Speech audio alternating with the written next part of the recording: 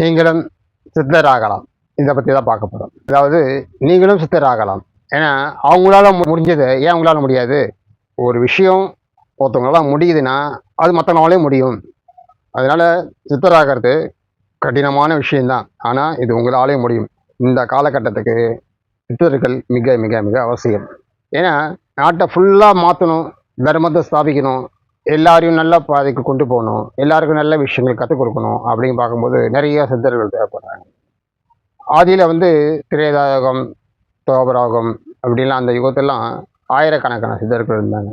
ஆனால் சொல்லுவாங்க 12 சித்தர்கள். அப்படி கிடையாது. அது ஆயிரக்கணக்கான சித்தர்கள் இருந்தாங்க. அதில் 12 சித்தர்கள்லாம் நமக்கு தெரியுது. நமக்கு தெரியாத நிறைய சித்தர்கள் இருப்பாங்க. அவங்களோட சீடர்கள் இப்படி தான் நிறைய பேர்கள் தான் உலகத்தை ஃபுல்லாக மாற்ற முடிஞ்சுது. அதனால் மீண்டும் அதை மாதிரி சத்திய யோகம் வரணுன்னா நீங்களும் சித்தராகணும். கடினமான விஷயந்தான். ஆனால் முயற்சி செஞ்சு வெற்றி பெறலாம் கண்டிப்பாக. அதை பற்றி தான் இந்த வீடியோவில் பார்க்க போகிறோம். அதுக்கு முன்னாடி இந்த சேனலை சப்ஸ்கிரைப் பண்ணாதவங்க சப்ஸ்கிரைப் பண்ணுங்கள். அதே போல் உங்களுடைய கேள்விகளை இந்த கமெண்ட் பாக்ஸில் பதிவிடுங்க. உங்களுக்கு கேள்விக்கான பதிலை வீடியோவை பதிவு போடுறேன். அதே போல் இந்த யோக சம்மந்தமான, ஆன்மீக சம்மந்தமான நிறைய பதிவுகளை போட்டிருக்கேன். அதெல்லாம் போயிட்டு பார்த்துட்டு அதுக்கப்புறம் இந்த பதிவை பாருங்கள். இப்போ நீங்கள் சித்தனோட என்னென்ன கடமைகள் இருக்குன்னா, உதாரணமாக மகாபாரதம் எடுத்துக்கங்க. மகாபாரதத்தில் துரோணாச்சாரியார் அவர் பாண்டவர்களுக்கும் வித்தைகள், வீர வித்தைகள், கலைகளை கற்றுக் கொடுப்பாரு. துரியோதனனுக்கும் கற்றுக் கொடுப்பாங்க. எல்லாருமே ஒருத்தர் தான் கற்றுக்குவாங்க. அதேமாரி ஒரு இளவரசன் மன்னராகன்னா குருமார்கள்ட்ட தான் போயிட்டு பயிற்சி இருக்கணும். ஆதியில் அந்த குருகுலத்தில் பயின்றது தான் அவங்களுக்கு முடியே சுட்டி வைப்பாங்க. அது மாதிரி தான் இருந்தது. சித்தர்களுக்கு சேவை செய்கிறதுக்கும் தானம் கொடுக்கறதுக்கும் எல்லாரும் ரொம்ப விரும்பி ஆசைப்படுவாங்க. அதாவது இன்றைக்கி நம்ம வீட்டில் யாராவது சித்தர்கள் சாப்பிட மாட்டாங்களா அப்படின்னு ஒவ்வொரு வீட்டிலும் இயங்குவாங்க. ஏன்னா அவ்வளோ பெரிய புண்ணிய காரியமாக நினைப்பாங்க. அதாவது புண்ணிய காரியங்கள் எதுனா சொல்லுவாங்கலாம், கொலை வெட்டுறது, ஏரி வெட்டுறது, அதே போல் ஆலயம் அமைப்பது, குருகுலம் அமைப்பது, அதே மாதிரி அந்தணர்களுக்கு 100 பேருக்கு அன்னதானம் போடுறது, சன்னியாசிகள், சாது சன்னியாசிகள் அன்னதானம் அளிப்பது, எல்லாத்தோடைய 1000 பேருக்கு அளிக்கிறாங்கன்னா ஒரு சித்தனுக்கு ஒரு வேளை சோறு போட்டால் அவ்வளோ பெரிய புண்ணியங்கள் கிடைக்கும் அப்படின்னு அந்த காலத்தில் சொல்லி வச்சுருக்காங்க. அது மாதிரி அதில் தான் சித்தர்களுக்கு இவ்வளோ விஷயங்கள் இருக்குது. அதே போல் சித்தர்கள்லாம் யார் சித்தர்கள் அதுவும் நீங்கள் புரிஞ்சுக்கணும். இப்போ சித்தர்கள் சொல்லிட்டு இருக்கல, சித்தர்கள் என்னன்னா தெரியும். யோக கலைகள் முழுமையாக தெரியும். அதே போல் என்னென்ன யோகங்கள் இருக்குது அத்தனையும் தெரியும். வீரக்கலை, அது முக்கியமானது. வைத்திய கலைகள், வைத்தியம் 2 இருக்குது. வைத்தியம், வாதம். வைத்தியனா மூலிகளை வச்சு, அல்லன்னா விதைகள், வேர்கள் இதை வச்சு செய்கிறது. வாதம்ன்றது முழுக்க முழுக்க லோகங்கள், பாஷாணங்கள், உபரசங்கள் இது மூலிமா வைத்தியம் பண்ணுறது. அதான் ரசவாத கலைன்னு சொல்லுவாங்க. இதுவும் தெரிஞ்சுக்கணும். அப்போது ஒரு சித்தன் சொல்லிக்கிறவன் யோகத்துலேயும் தெரிச்சுப்பட்டுனா இருக்கணும். அது யோகா அத்தனையுமே வாசி யோகத்துலேருந்து எல்லாமே தெரிஞ்சிருக்கணும். அதே போல் வீரக்கலைகளும் தெரிஞ்சிருக்கணும். அதே மாதிரி இந்த வாழக்கலை, வைத்திய கலையும் தெரிஞ்சுக்கணும். இதுதான் சித்தன். இன்றைக்கி எப்படி இருக்காங்க? சித்தன் சொல்லிக்கிறாங்க. ஒரு போலி வேடம் போட்டுக்கிட்டு நானும் சித்தனை சொல்லி நிறைய பேரை ஏமாற்றிட்டுருக்காங்க. இது இந்த காலத்தில் இல்லை, அந்த காலத்துலேயும் உண்டு. போலி வேடதாரிகள் சித்தர் காலத்துலேயும் உண்டு. சித்தர்கள்னா அவ்வளோ மரியாதை கிடைக்கும் அந்த காலத்தில். அதனால் அந்த மாதிரி வேடம் போட்டுக்கிட்டு நானும் சித்தன்னு சொல்லிவிட்டு அந்த காலத்துலேயும் இருந்திருக்காங்க, இப்பயும் இருக்காங்க. அதனால் மக்கள்லாம் பார்த்துங்க.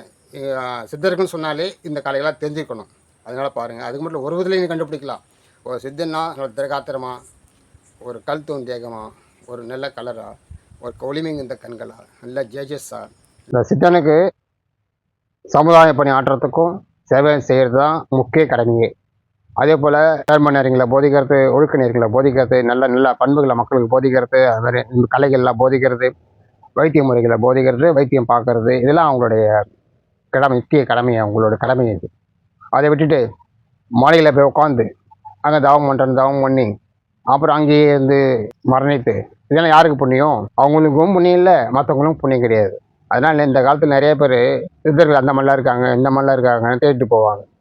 உண்மையிலேயே சித்தனாக இருந்தால் அவன் சமுதாயத்தை கூட தான் இருப்பான், சமுதாயத்துக்கு தான் சேவை செய்வான். தான் அவனுடைய கடமை. அதனால் இந்த காலத்தில் அது மாதிரி யாரும் இல்லை. நீங்கள் சித்தனாக மாறுங்க, சமுதாயத்துக்கு சேவை செய்யுங்க, தர்மத்தை ஸ்தாபிங்க, மக்களுக்கு நல்லதை போதிங்க. இது உங்களோட கடமையாக இருக்குது. சித்தனாக மாறத்துக்கு ஆசைப்படுங்க.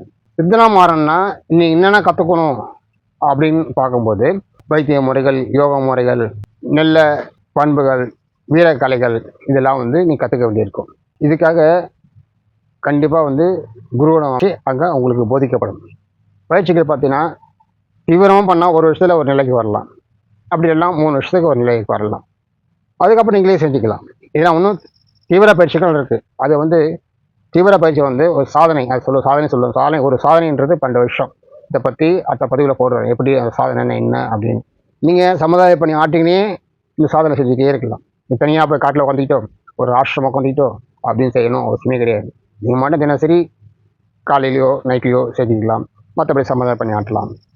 இந்த சமுதாய பணி ஆட்டுறது என்னென்னா உண்மையிலே ஆனந்தமாக இருக்கணும்னா அது சந்தோஷம் சொல்லுவாங்க.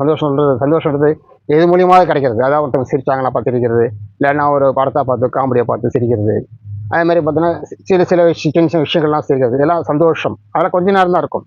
ஆனந்தன்றது நிலையானது, சதா ஆனந்த நிலையில் இருக்கணும். அந்த நிலையை அனுபவிக்கணும். அப்படி தான் வந்து எப்போ அனுபவிக்கலான்னா மக்களுக்கு சேவை செய்கிறீங்க பாருங்கள், அந்த சேவையில் தான் அந்த ஆனந்தமே இருக்குது. யோகம் பண்ண ஆனந்தம் இருக்குது, யோகம் பண்ணாலும் இந்த சேவை செய்கிறது தான் நிஜமான ஒரு எனக்கு ஆனந்தம் கிடைக்கும். அது மாதிரி மற்றவங்களுக்கு சேவை செஞ்சு பாருங்கள், அவங்க சந்தோஷப்படுறாங்கல்ல, அப்போ பார்த்து நீ சந்தோஷப்படுறீங்க பாருங்கள், அதுதான் ஆனந்த நிலை. இதை கண்டிப்பாக அனுபவிக்க முடியும். அதனால் வந்து சித்தன் ஆகிறதுக்கு ஆசைப்படுங்க, தப்பே இல்லை. ஏன்னா இப்போது ஸ்கூலில் பாடல்கள் ஆசிரியர் சொல்கிறோம், அதுக்கு மேலே வந்து ஹெட் மாஸ்டர்னு சொல்கிறோம், காலேஜில் பிரின்சிபல்ஸும் சொல்கிறோம், அப்புறம் ஒன்று ஹெச்ஓடியும் சொல்கிறோம்ல. அந்த மாதிரி வந்து இவங்க வந்து சுப்ரீம் டீச்சர்ஸ், எல்லாத்தையும் போதிக்கிறவங்க. அந்த மாதிரி ஒரு சுப்ரீம் டீச்சராக மாறத்துக்கு ஆசைப்படுது எல்லா மக்களுக்கு. பார்த்து அதுக்கப்புறம் நம்மளோட பாரத சமுதாயமே ரொம்ப சிறந்த ஒரு நாடாக அமையும். அப்படி பண்ணாதான் நல்ல நாடாக இருக்கும். நம்ம வந்து உதாரணத்துக்கு சைனா ஜப்பான் எடுத்துக்கோங்க, அங்கெல்லாம் எப்படி இருக்குது, இங்கே எப்படி இருக்குது, எல்லாம் மாறி போயிருக்கு. இதெல்லாம் நம்ம மாற்றக்கூடாதான். அதனால் உங்களை மாதிரி ஆட்களால் தான் கண்டிப்பாக மாற்ற முடியும்.